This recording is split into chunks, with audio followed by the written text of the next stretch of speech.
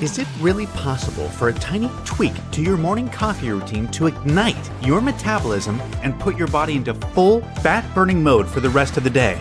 Check out the link in the video description now and transform your morning coffee into a metabolism-boosting super drink.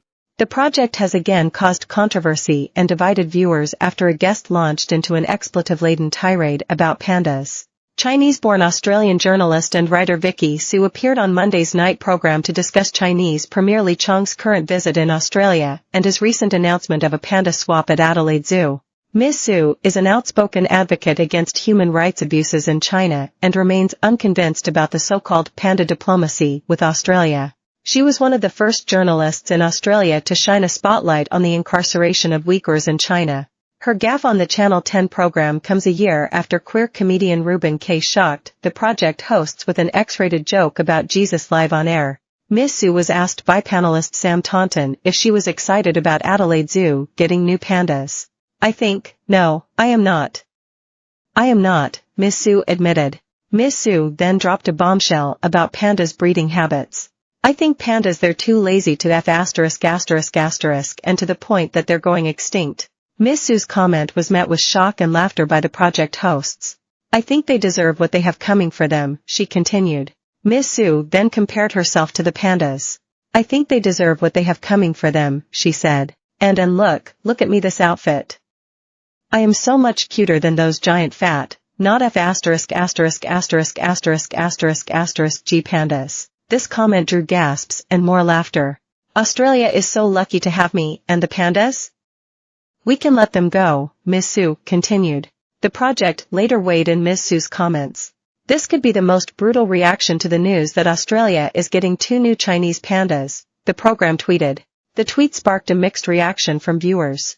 Man, that is cringe-worthy, one commented. Another added, koalas are too lazy and deserve what's coming for them. Oh wait, it's pandas. Okay to laugh now. Just a cool and normal TV show in Australia. Many viewers leapt to Ms. Xu's defense. Your guest was good. I like her response on the new pandas. Panda diplomacy sucks. Stop begging for these pandas. I like our koalas better, one commented. Another added, I just watched this, and all I'd like to say is K, the pandas too, give us Vicky Xu. Others were amused. Watched this live and it was properly funny, a viewer tweeted. Ms. Xu's comments come after Premier Li announced a panda swap at Adelaide Zoo on Sunday, which has since sparked outrage. 2 new giant pandas would replace Wang and Fu Ni, who have been residents at the zoo for 15 years. The pandas were part of an international breeding program, but during their time in Australia, they've been unable to produce offspring. Wang and Fu Ni will return to China before the end of the year, Premier Li said. But what I want to tell you is that we will provide a new pair of beautiful, lovely, and adorable pandas as soon as possible. Premier Li's visit is the first by a Chinese premier to Australia in 7 years and comes after a period of turbulence for the country's biggest trading partner, while recent military incidents in international waters have threatened the diplomatic thaw. The zoo visit was disrupted by protesters, who say panda diplomacy shrouds the black and white of a troubling human rights record. Ted Hui, an Australian lawyer from Hong Kong, said panda diplomacy shouldn't distract from China's human rights record. While pandas are undeniably adorable and a symbol of wildlife conservation, we cannot let their presence distract us from the serious issues at hand, Mr. Hui said. Ramila Chanashev, president of the Australian Uyghur Tangrataf Women's Association, said the use of panda diplomacy was a smokescreen to divert attention from China human rights violations, particularly against the Uyghur people.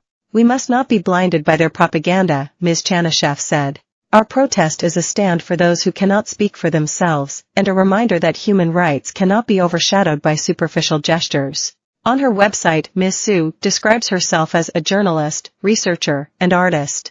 She has covered China and Australia for the ABC and the New York Times. She was born and raised in Gansu, one of the poorest and most remote provinces in China, before migrating to Australia at 19.